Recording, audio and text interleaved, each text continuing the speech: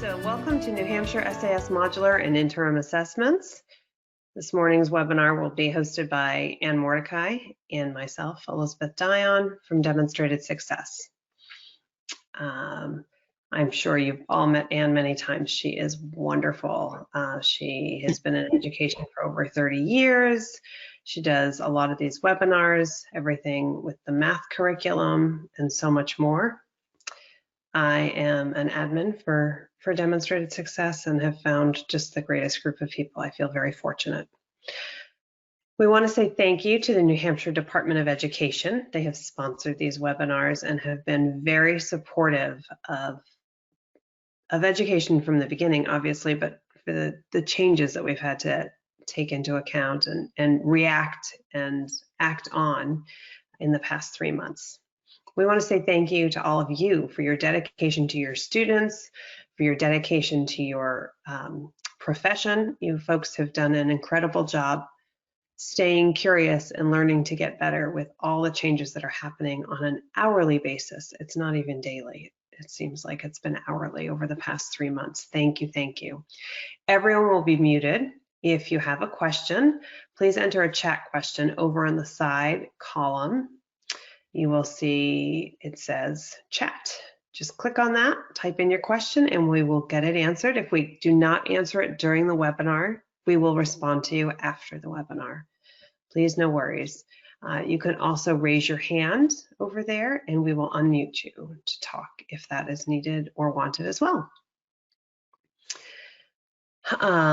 We are supporting remote learners. We go to newhampshirelearnsremotely.com, where you will find lots of information for not just yourself, but for your students, your families. There are some wonderful links for wellness programs, food and nutrition information, a calendar of upcoming events. You'll find our information there as well. And we have a wonderful opportunity for you folks. It's been a lot of fun to see, really impressed by everyone's creativity.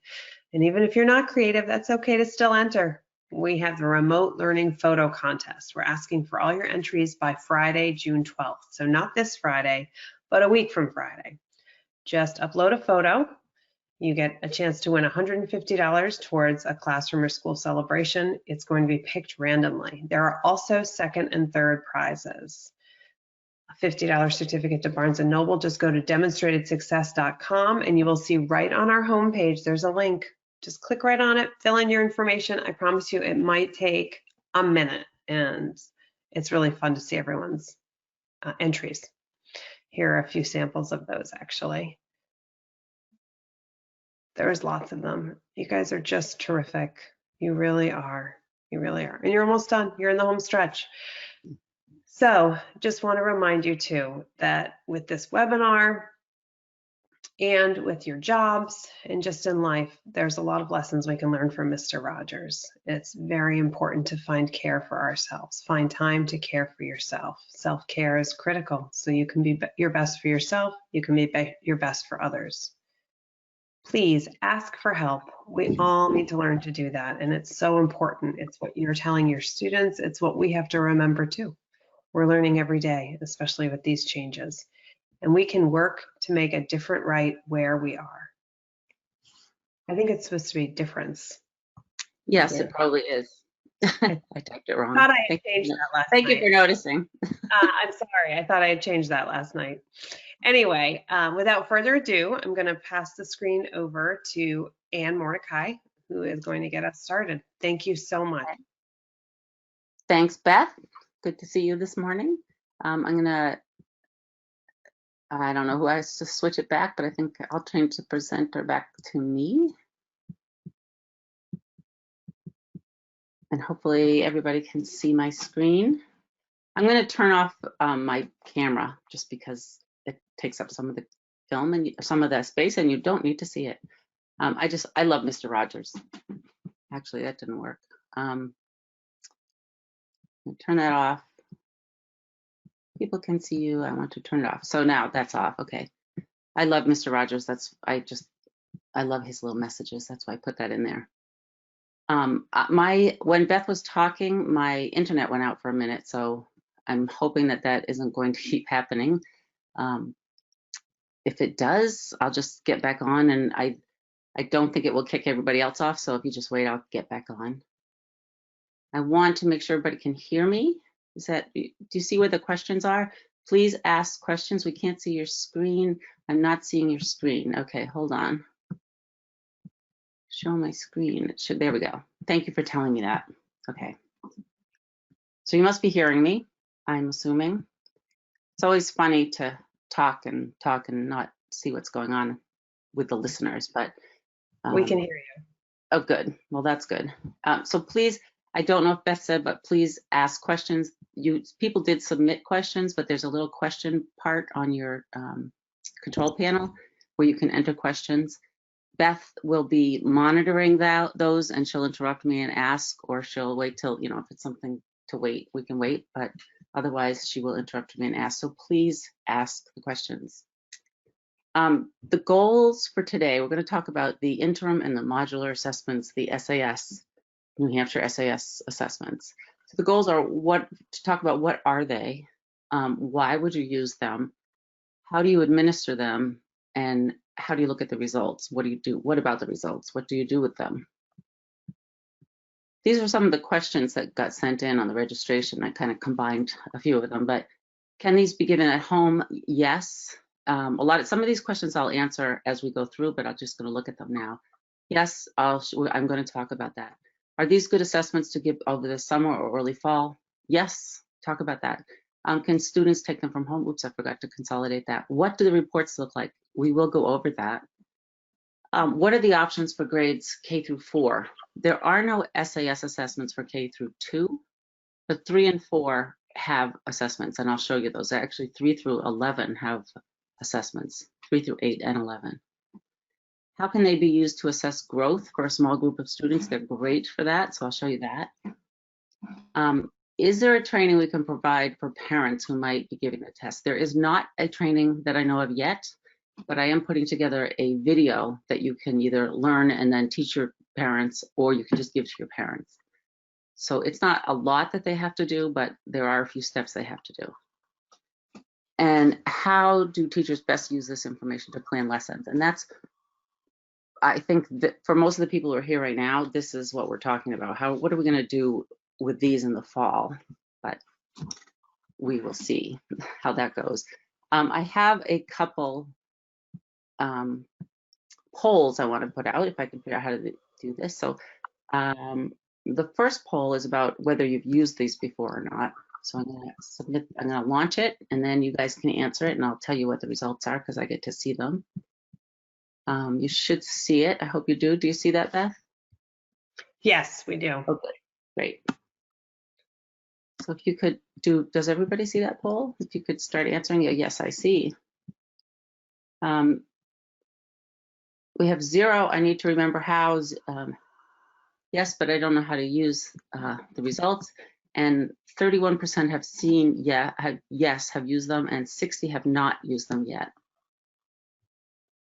So we're still about there. A few people can't remember how to use them, which makes sense. Don't know how to use the results. So we're kind of spread over, but mostly people have not used them yet. The internet's working for you. Sorry, interrupted. And that's it. That's good. So most people have not used them, and there are other reasons. So now I've got to get rid of the poll, close the poll. And then I just want to submit, I have one other poll. It's about how are you planning to use them? If you are already planning, how are you planning to use them? So I'm going to launch this. So summer to fall. Here you go. You should all see it. Yes, we can see it. Great. And they just have to click on it and it auto-populates on the side, right? A number of people are writing, I can't access the poll. Oh, if you can't access it because you can't see it, I don't know. Some people are entering, so most people I think are able to access it. We can see it, so they should just click on their answer. Yep, click on the answer you want. Click on the answer, it will auto-populate on the side. Yep, and only we can see the results though. Okay, I can see the slide, but it is not active. It said polls. Still in progress for attendees only. I'm sorry. So there'll be some people who can't answer it, but it looks like a lot of people have. So I'm sorry. You Okay. could enter your We're answer. just going to go with the general population of, it's just to gather a little data on it. It's okay. Yeah, For and if answer. you want, you could put your answer in the question section if you want. So how Oh, are you planning to use it? And then we can see that. Right now, most people are planning to use it throughout the year, not for the fall or summer when the kids first come in. And you want to learn more about the questions. That's the best. This is the best way to learn about the questions and actually really understand the standards. And no plans to use them right now. And about half the people are planning for a little less than half for summer fall to determine student gaps. So that's good. It'll be interesting. And 4% other. I'd love you to write in the question area what the other are. That'd be interesting. Oh, and someone said we plan to use it for benchmarking in the fall and the winter. Great. That's great. We should talk about that too for the what you do for K1 too, as related to that, because you can't use these. Anyway, I'm gonna close the poll. Thank you for answering those. And please keep typing into the questionnaire comments and questions because everyone will stay muted. So this is the agenda. What are the questions like? How do I administer them? What do the results look like? The TIDE system, you have to go into the TIDE system to set some things up, and then a wrap up and question time where I can open up for questions. I can open up so that people can talk. So the benefits, I'm really thirsty today for some reason. Is it the pollen? Probably. Yeah, it's high. My car is like green and it's usually white. Anyway, the benefits of the interim and the modular assessments. They are, if you've used them, you know what they are, but they're optional and they're periodic assessments. You can give them whenever you want throughout the year. Actually, I say that, but they usually don't open them until October. I don't know what they're going to do this year. I don't know yet what they're going to do. The questions are based on the New Hampshire College and Career Ready standards. So as you look at the questions, you can really, first of all, see the types of questions the kids are going to be asked, and you can really learn what I have so many teachers that go, well, I don't teach that. I'm like, well, that's what the standard says. No, it doesn't. Yes, let's read the standard. There's so much more detail in them than we know by just glancing at them, even if we've unpacked them. They can be administered anytime throughout the year, and you can administer any grade level that's appropriate for your student, 3 through 8, and then science is 11. But if you have a 3rd grade student who's ready to take 6th grade math, you could give that student a 6th grade test. The other way, if you have a 6th grade student who needs to take the 5th grade, you can do that. And for this, if you're going to give them to figure out the gaps at the beginning of the year, you probably will want to give the grade below, which means you can only give them to 4th through 8th and then 11th for science. So we don't have one for 3rd grade for second graders to take. So we don't have an end of 2nd grade, but these assessments really are geared for end of year standards, end of year knowledge. So you give any grade to any student. The modulars, you can give clusters of standards, like you can give just fractions, or you can give just reading informational text. And the interims will cover many standards, and they're longer. They're available through the AirAsked.org website, which is what we're used to using with the summative assessments. It's the same system. You can understand child progress, gaps, and needs, just what you all said you wanted to use these for. Measure student achievement. You can give the test at the beginning and then give it at the end of an intervention period, or just you could teach a topic, teach fractions. I always use that as an example, but teach your fraction unit or units, give the fraction modular assessment, and see how your students do. If there's 1 or 2 questions that none of your students got, your program probably didn't cover it. So you may have to go back and cover it that way. Or if there's students who are struggling, you can find out the areas that individual students are struggling. Excuse me, Anne, yeah. A good time to ask that. Then someone asked, do the questions change or remain the same in the assessments? The questions there's a finite number of questions for both the interim and the modulars. The modulars never change. I say never. from the first year to the second year of the SAS, they changed a little. Like they rearranged the order and they took a couple out, but otherwise they're all the same. The interim assessments use the same questions as the modulars, they just vary them per student. So every student gets different questions. But next year, they're the same group of questions. They haven't come up with new questions. If that doesn't answer, you can ask more detail, I guess. So it'll help you determine flexible groupings based on the results, because you can see the results in detail. You can also decide if your program is working. If you've been using a particular program, reading or writing math program, for 3 years, and it doesn't seem to be making any difference based on these assessments, that's something to look into. This assessment may not be that end all and be all to determine that, but it should be one piece of information. And you could also determine you need more paras, you need more teachers, that kind of impact. You can focus on a small group of standards. You don't have to go over the whole curriculum at once. Just like I just said, you could teach a unit and then give an assessment. The results are immediate, and I always say that, but they take 5 minutes sometimes, but that's pretty quick. You could give a test, you don't have to correct it. You could give a test that has 12 questions, and let's say you've only covered 3 of the questions. You could just say, okay, kids, ignore question 5, 6, 7, 8, and just pay attention to questions 1, 2, and 3. Or third graders, the first year you give it, the first time you give the test, and I suggest giving it as early as you can. Give the assessment and give them the answers. Write the answers down and have them figure out how to play with it so that they can, when they get to the summative assessment, they're not nervous at all. And they know they don't have to read the directions, they just go right in and start answering. And they like it. You can actually see how the student answered each question, which is really helpful.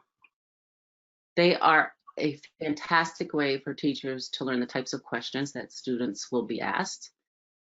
You can give students an idea of what the assessments are like. And really, truly, I think this is the most important piece of them. And I say that because usually we're using them throughout the year just for gaps or just to get kids ready for the summatives.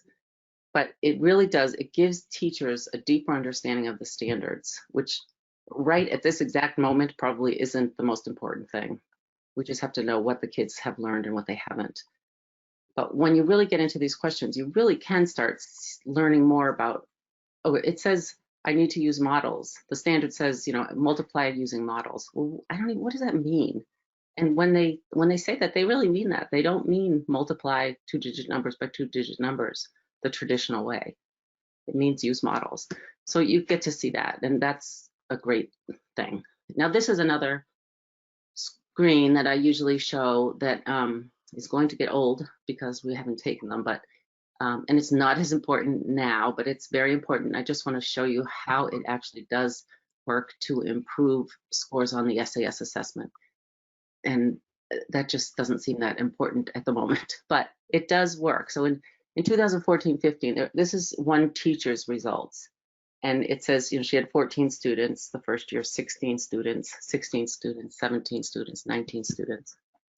And she had, the first year, 50% of her students were proficient. The second year, 50% of her students were proficient.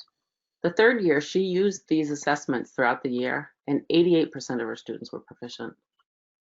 That went up to 88, or stayed at 88 the next year, and went down a little bit to 84 the year after, which is a lot higher than most of us are getting on these assessments, and most of the towns and cities across the state are getting. So she loves these assessments, so she is a total convert, and it makes a difference. And I do think part of that is that we as teachers learn the standards better. So the interim versus the modular, I use the words, I mix them up every now and then, but there is a difference.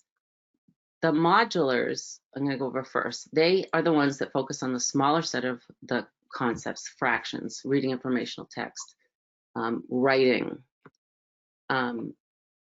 They give you detailed information that you can use for instruction and just to see how you're doing as an instructor and how the kids are doing as students. There's math and ELA and science. Actually, I think this is backwards.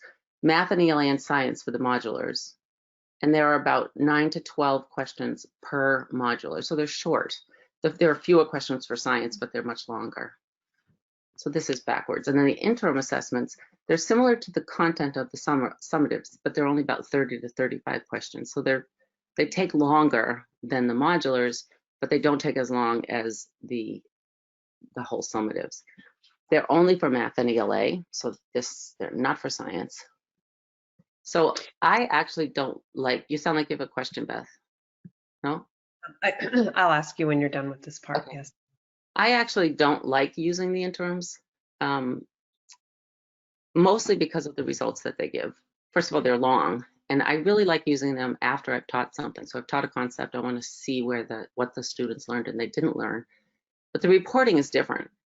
On the modulars, you can see how students answered questions as a group. So how did all of my students answer question number 4? How did all of my students answer question number 6?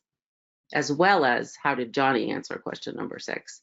On the interims, you can only see in general, and I'll show you the reports, you can only see on geometry how they did, on numbers and operations how they did. You don't get the detail. And you can see student results, but every student gets different questions, so you see every student individually. So I don't like the interims as much as the modulars. Yes, Beth, I'm sorry, you have a question? Or somebody has sorry. It just says there is a question, if we use a modular as a pre or post exam, will the questions presented be different? The concepts would be the same, but would the questions presented be different? But just the numbers of the questions change. So I think he's saying, would question 1 on Sally's exam be different than, or be the same as question 7 maybe on Steve's exam? Are they all the same questions, just mixed up numerically? Can you read the beginning of that question again? If we use a modular as a pre-post, will the questions presented be different? The concept's the same, but the numbers change. So I think also you're asking, if you use the fraction assessment as a pre-test and then give the fraction assessment as a post-test, will they be the same? And the answer to that is, if you use the same assessment, the questions will be the same. But for every single assessment, there are 2 or 3 versions of the assessment. So if you're giving the modular, Susie and Johnny and Billy will get the same questions in the same order. So if you give fractions A as a pre-test, you can give fractions A again as the post-test, or you can give fractions B or fractions C.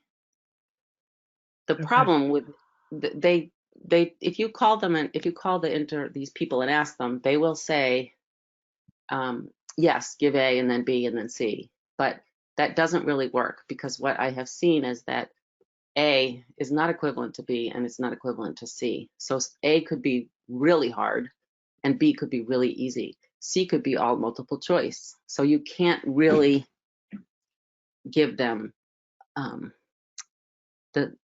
a different one. But what I have also found is that if you give them this exact same, as long as if you give them the test and don't review the answers with them and then do intervention or whatever you do to fix whatever you see, they aren't going to remember the questions, and they don't know the answers because you never told them. And in reading, for the reading assessments, they're more aligned with so if you give A and B and C, they're more similar than the math assessments from A and B and C.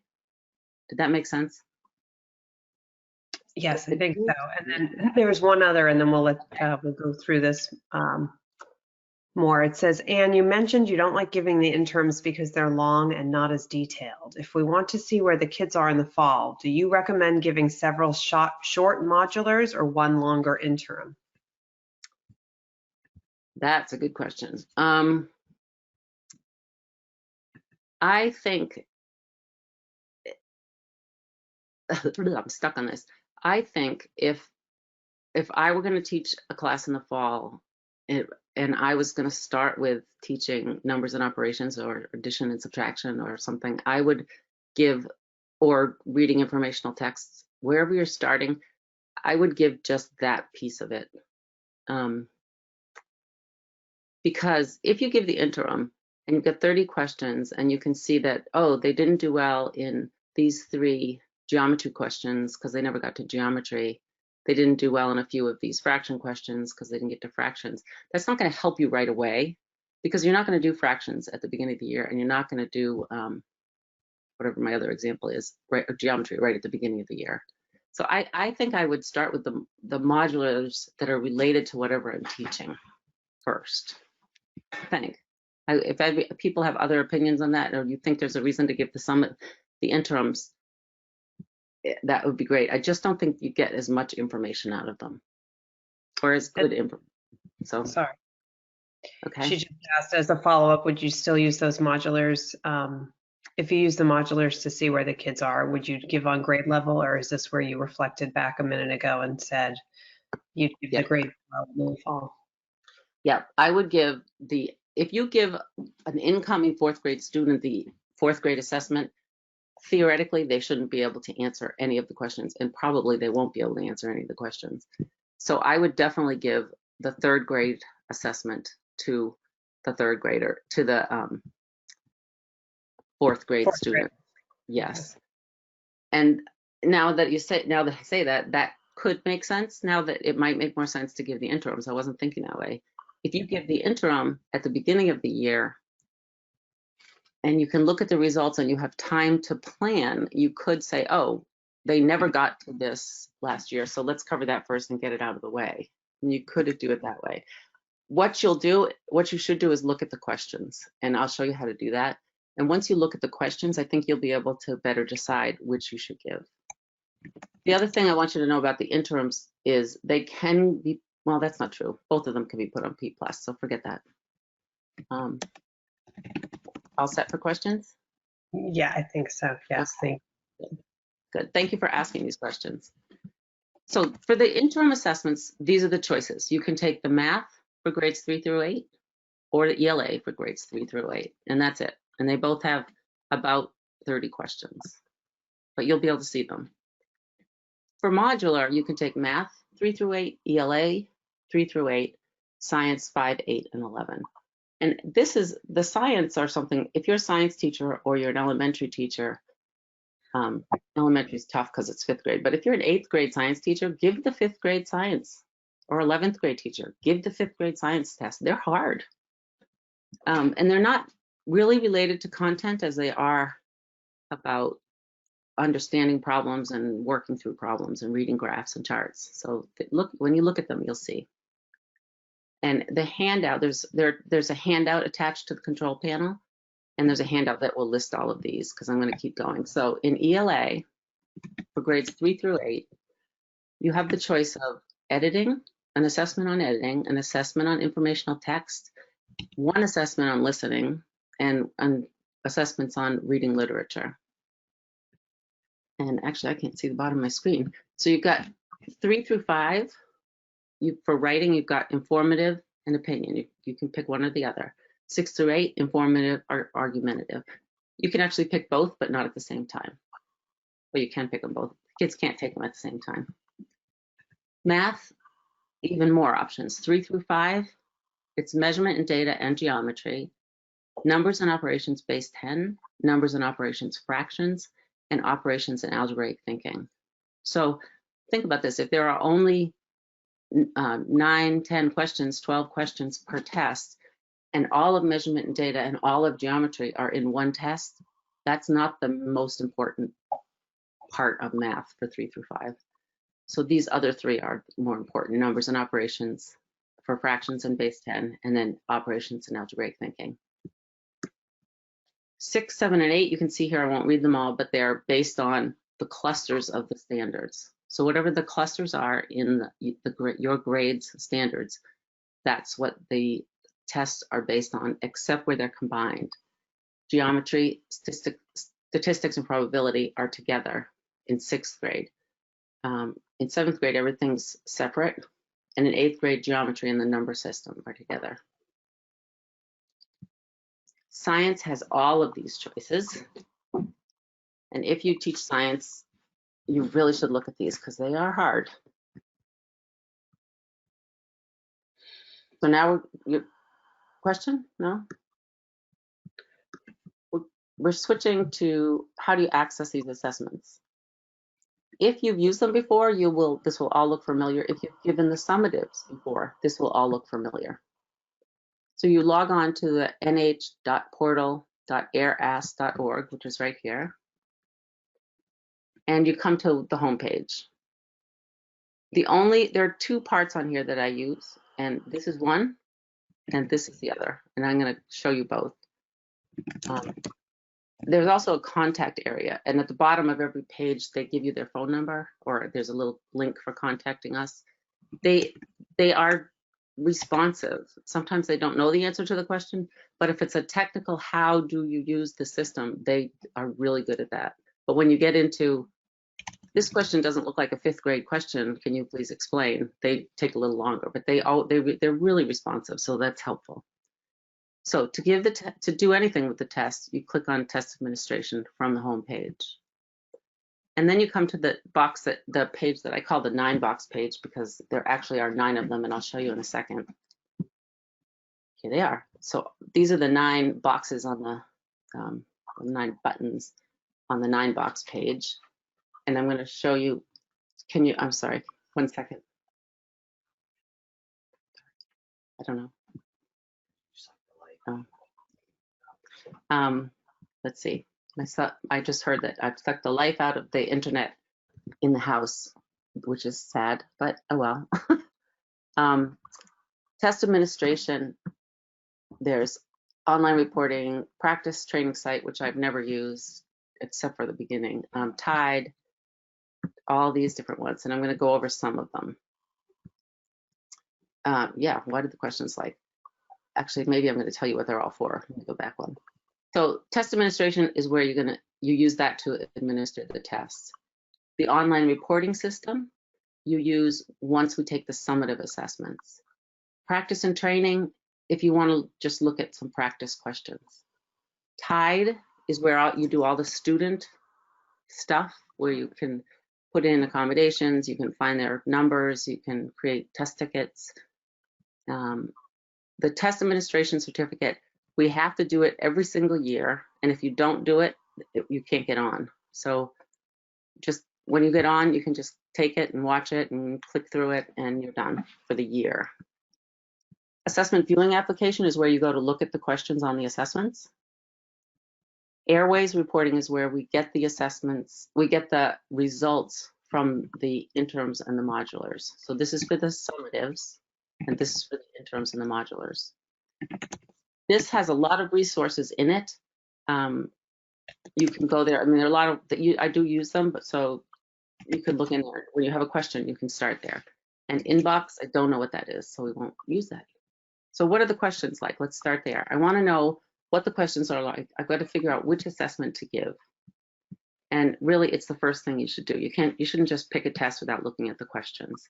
So assessment viewing application. It will bring you to this page, and 99% of the time, I get this this pop-up blocker. And I just say try again, and it clears it away. Then I have to select the grade. So I'll select 5th grade. And these are all the choices I have for the modular ELAs. Editing, you can skip all this beginning stuff. It's editing A and editing B. Informational text A and B. Listening, there's only one. Literature A and B. And then this is writing. Informative writing A and B, and opinion A and B. For math, oops, clicked that a little too fast. For math, you've got measurement, data, and geometry A and B and C. Numbers and operations base 10, A, B, and C, and D. So that's probably a really important one. Fractions, A, B, and C, and operations and algebraic thinking, A and B. Science, you have all of these choices. So I'm going to go back and we're going to look at this fifth grade numbers and operations. So I want to look at this test. I'm thinking about giving it. So I click on it, and you come to this page and it says you have to select a form, and it gives you two options. There's only one. I don't know why they give you two, but there's only one. I keep thinking I'm going to put another one in there, but they haven't. So you just have to select the first one, and it'll bring you right to the first question. And here's an example of a question. And it's also an example of a question that in fifth grade, if you're a fifth grade teacher, you know that you have to teach kids to add and subtract mixed numbers, but it doesn't say anything about mixed numbers with the variable anywhere, but that's what they mean. So this can get hard. Here's the second question. So you just go through and you look at the questions. You have to answer them to move on, but it doesn't save your answers. Reading, we'll look at the informational A. Remember this? It goes da da da da da da da. So you have to play that. Then you hear the sound, and it'll bring you right to the questions. If you haven't, oh no. If you, hopefully I'm still connected. I just got a message. You are. You're still connected. If you haven't looked at the reading assessments and you're a reading teacher or you're elementary teacher, the reading, this slides up and down. So they have to read all of this. They can open it a little wider, but the questions are on the right, and they can just skip through to the, you can look at all the questions for a given for a given reading passage, but you can't go on to the next questions until you've answered all the questions for this reading passage. So you should look at it. The reading's hard, and some of it's pretty boring, but it is the types of questions they're going to get. And that's something with reading. We teach our kids, okay, pick a book you like, you know, read a passage, read an informational text you like, and then we give them these things that they're totally not interested in. And in life, sometimes you have to read things you're not interested in. So it's not a bad idea to once in a while throw them something that they might not be interested in and have them read it. So how do I administer them? The SAS modulars and interims can be administered to students at home. So that a lot of people ask that question, and of course we want to know that right now. We won't know how much help is given to the students when they answer the question. So that's just, we just won't know. And then parents, there are some things that the parents will have to do, and I go through each one, and I have a little picture of a parent here. Whenever there's a parent thing that has to happen, they have to download the New Hampshire secure browser. They have to get a copy of the student's test ticket, so you'll have to give that to them. When it's time to take the test, they have to get, or the student has to get the session ID. Actually, the student can do this too, the parents don't have to. And the student or parent has to know how to close all the applications before they start the New Hampshire secure browser, because it won't run on your computer unless everything else is shut down. And I'll go over that again. So here's the secure browser. If you're a parent or you're doing this at home, you have to go to the secure browser over here from the home page, scroll down to the bottom, and if you have Windows or Mac, decide which one you have, click on it, and you just follow the directions from there. So that part's not hard, but they do have to do it. Then you will go to test administration. And I know you're not going to remember all these steps, but this video will be available, and you can always call me and ask me if you forget. But the video is available, so you can skip through it and find out how to do all these steps. So for test, you click from the home page. This is the home page here. Go to test administration, and then again, test administration. I wish they would change that. Again, I always get this pop-up blocker, and if you've administered them before, you probably get them too, so you have to fix that. And what you get is this page of choices.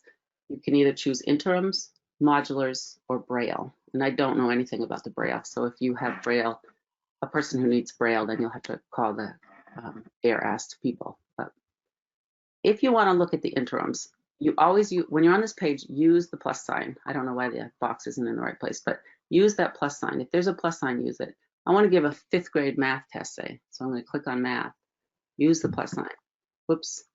If you don't use the plus sign, this is what happens. So I opened it with the plus sign. I'm going to click on math because I know I want to give a 5th grade math test. All of the tests are chosen, and I don't want that. So I just want to click on the plus signs. If there's a plus sign, use it. But when there is no plus sign, then you can just click on the box. And then start the live session. So that's how you choose those. These are the modulars. Click on the plus sign, click on the plus sign. What grade? 5th grade. No more plus signs. Now I can choose which assessment. I'm going to start both of these assessments at the same time. Start live session. And they have this new piece. So if you haven't used the interims before or the modulars, you have to choose a reason code. And I think it really just confuses things. But if you're giving a pretest, you can choose pretest. If it's a post-test, you can choose post-test. You can choose any one you want for anything. But as a grade level, if all 5th grade teachers are giving the fraction test, I would make sure all of you are choosing the same test, the same type of test, the same reason. Otherwise, the reports are a little messed up. You can still use them, but it's much easier if everybody picks the same one. Then the next time you give the same test, pick a different reason. And it doesn't matter which one, just a different one. Then your session starts. So if you've given the test before, this will look familiar. This is the New Hampshire session code up here, and that's really what you need. Parents will need that. If they're going to give it at home, you will have to email that or have it on a board behind you on a Zoom meeting, but they will need that number, or the student will need that number. They also will need the test ticket. Remember the test tickets? They have to enter in their first name, and even if the name is spelled wrong, they have to spell it wrong. And the student code and the session ID from the previous page. So the parents will need this. Remember this, so they put in their state SSID, which is the student code, the first name only, and then that session ID. And then they would sign in. How are we doing on questions? We're doing all right? Yes, we are. We're all set. There is one question that says, last year we needed to certify we were trained to access the tests. Do you know if we need to take another training to use it this year? And if so, when? I think you will have to probably, I think they usually close this sometime in August and bring it up again in October. I don't know what's going to happen this year, but you will probably have to take the certification program again, and it's on that 9-box page. It takes, if you've taken it 3 times already, you can just put it in the background and let it run, although don't tell anybody I said that, and just hit enter. If you've already, you've already done this a million times, you remember. So, but yes, you will have to take it, I would guess. I don't know for sure though. So now on to the results. What do the results look like? To look at them, you go to test administration, and then you're on this 9-box page and you go to airways. What will come up is the page, all the assessments that you have access to or students in or given the test to, all of those assessments will show up. It gives you the assessment name, the reason code, and you can see here's one of the issues. So 3rd grade, they gave fractions B, and look, if you look, they both gave them, both teachers or both people, probably one class from each. One of them gave it on January 2nd, and one of them gave it on January 3rd. So they're planning to do it together, but they picked different reason codes, so they're separate. And you really want to know on this page, you want to know how they did as a grade, not individual teachers. There is another page for that. That's the reason you picked the same test reason. But we're going to look at this one now. So it's interim test opportunity was the reason. There were 84 students, so all students in that grade. This was the average score. Here's the date. I think green, 23% of them were above, 50% were at or near, and 27 were below %. So you click on that, and it will bring you to this page, which does divide it by teachers. So if there's only one teacher that gave it, it would just list one teacher. But here you can see all of the students for the school, each class, the % that completed, and that's a % that completed out of their roster. And the average score below, at or near, above. Then over here, you can look at the 5 items on which the students did the best and the 5 items on which the students did the worst, which is a great thing. Or you can look at all of the items. So I'm going to click on those and open them. So right here, why did I point to that? I don't know. But now I can see the 5 items on which the students performed the best. So question number 2, 3, 6, 7, and 8, they did the best. 93% of the students got this one right. 82% got that one right. So you can see 99%. So those are the highest. And only 18% got this one right. So question number 1, what is that question? This is a 2-point question, and it says that 20% of the students got it right. That isn't necessary. It's not even, I was gonna say it's not necessarily right. It isn't right. With a 2-point question, it tells you how, it figures out the average. So if you've got 10 students, half of them get 2 points and half of them get 0 points, you are going to get a 50% of your students got that question right, because if you add it up, you get 2 times 5 is 10 and divide it by the 10 students. I don't know if that makes sense, but when it's 2 points, this is not correct. So be careful of that. Nobody got this one right. So now I'm going to look at these total questions, and I want to go to performance by students. So these are my students now. Student name, his score. He was low, at or approaching, low, on or above. And I always love that. At or approaching is the middle. That's the bottom. On or above. What's the difference between at or on? I don't know, but those are the 3 designations here. So again, this is the same assessment by student. So the items on which the students did the best as a group, and the items on which they did the worst as a group. 82% got this. I want to look at that question. So I click on it. There's the question. That's what the question looks like. That's very handy. All right, I want to look at, this is a 2-point question, and I just told you, you've got to be careful when they're 2-point questions. So because of this 2-point question issue, I like to download this to an Excel spreadsheet. So if you know Excel, you can download it by clicking Print, Summary, and Items, and save it to a CSV file. Confirm, and it will dump it to look something like this. Then with the 2-point questions, I can divide it out. 16 of them, 16 on question, whatever it is, got 2 points. 4 of them got 1 point, and 9 got 0. So I can really see the breakdown of the 2 points, but you have to do that calculation yourself. The other reason I like to download it is something that I found early on when we started looking at data. This is a spreadsheet that I created from an assessment, and it was before we had the SAS, but I took the assessment and I took the results. These are the students, they all have the same name, and I sorted them high to low on the overall score. And then across the top, these are the questions, but I sorted them high to low also. So question number 10, 100% of the students got that right. Great. 75% got that right. 75% got this one right. And down here, it went 44, 25 to 13%. So that's my low end.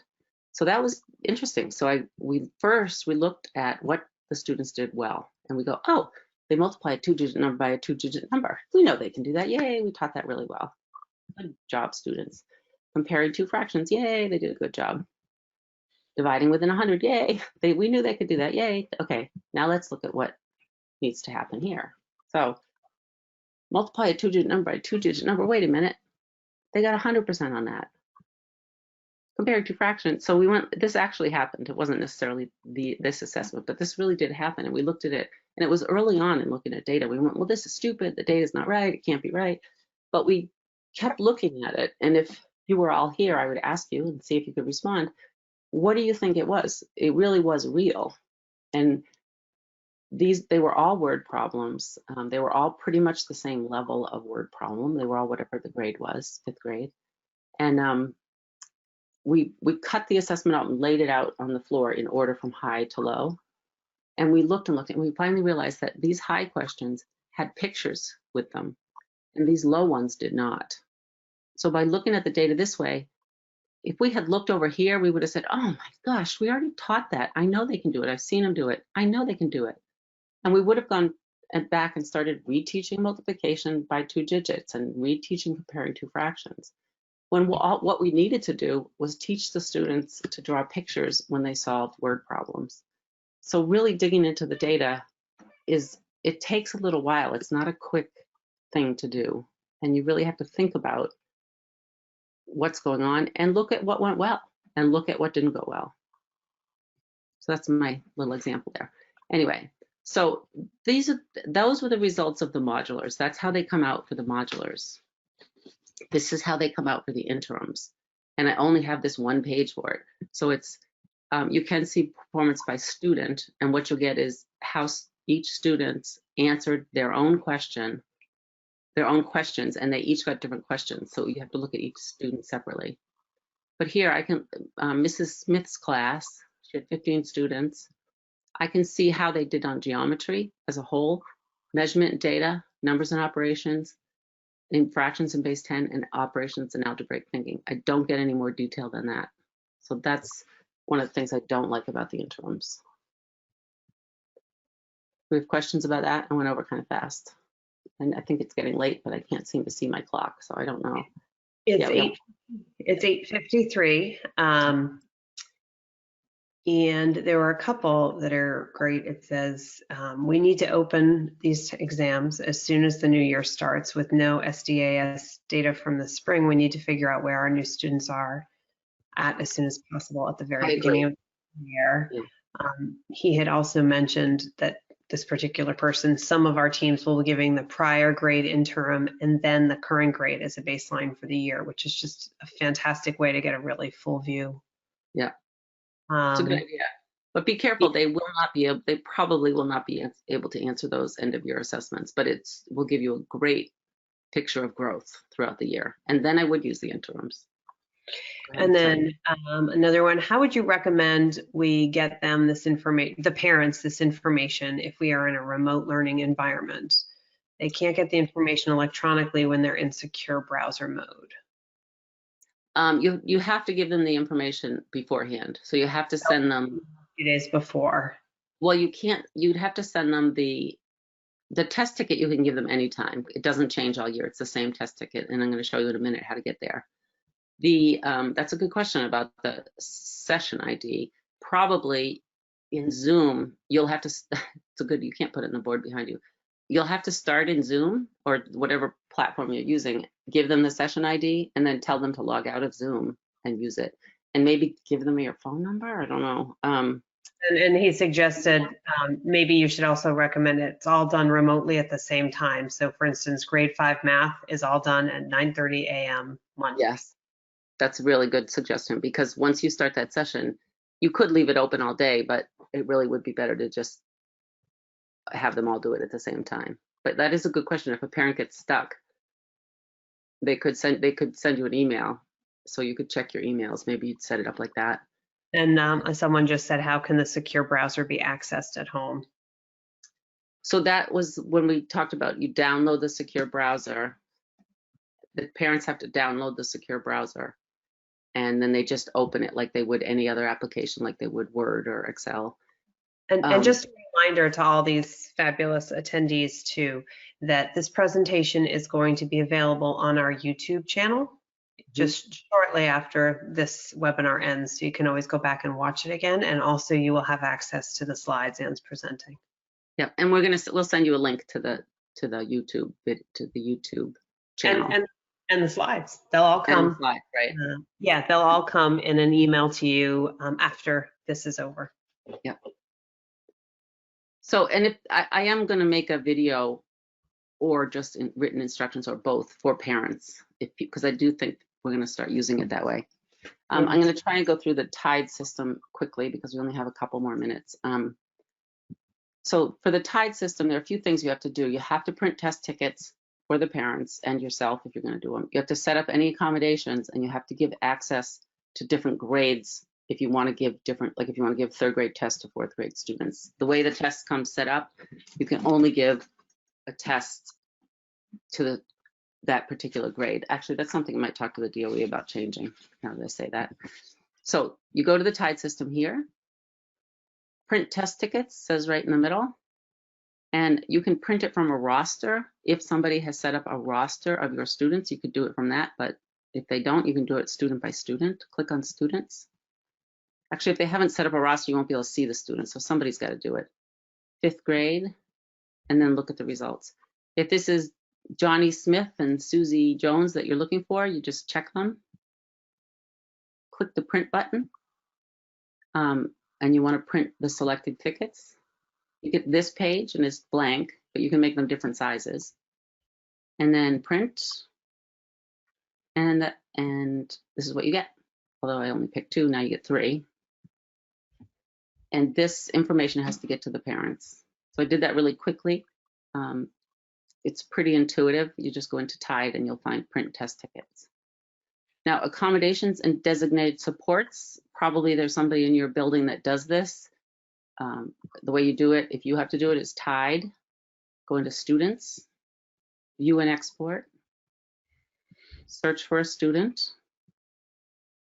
and then look at the results. And let's say, okay, here's the student I want to update.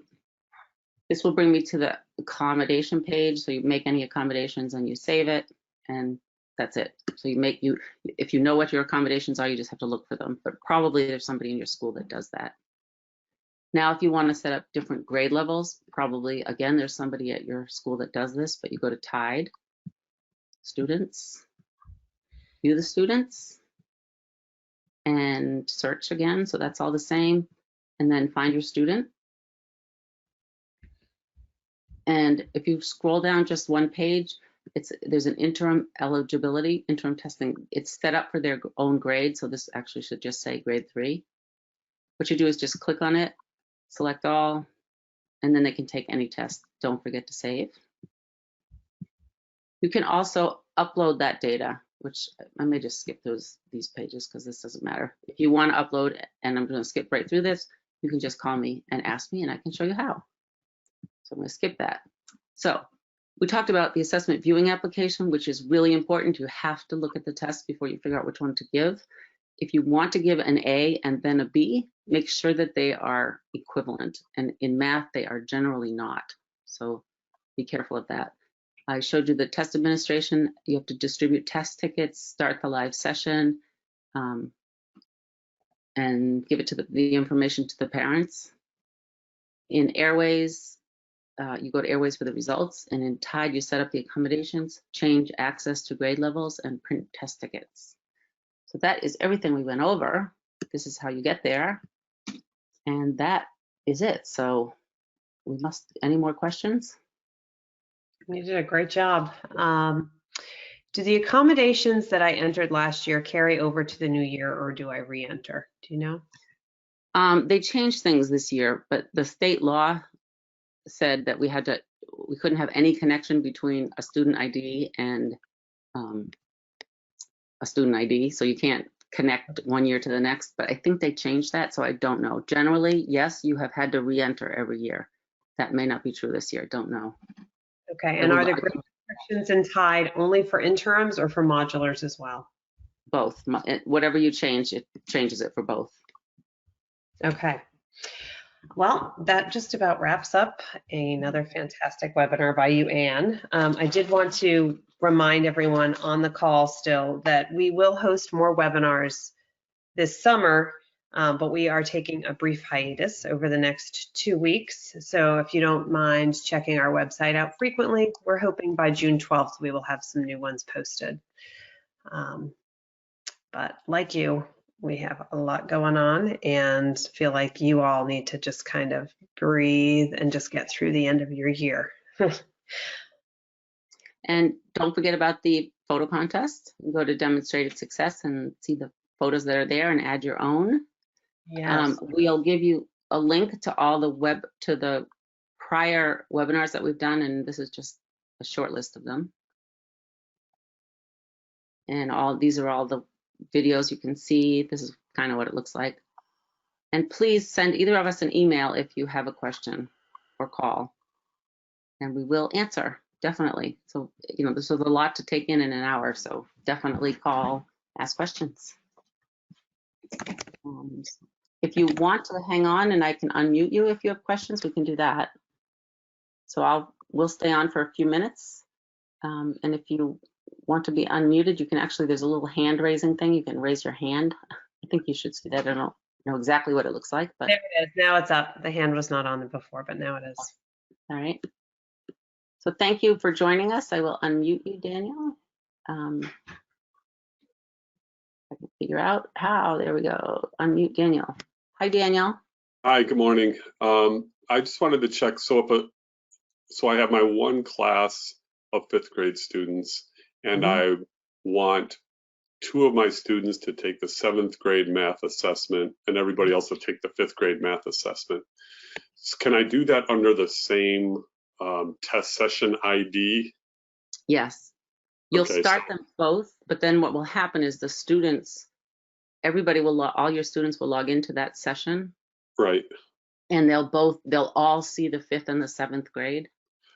So Okay. they have to choose the correct one. And before then you have to admit them. Do you remember doing that before? Right, right. So just make sure they chose the correct one. Or I suppose if you have 2 computers, you could set up 2 different sessions. Oh, okay. That's true too. All right.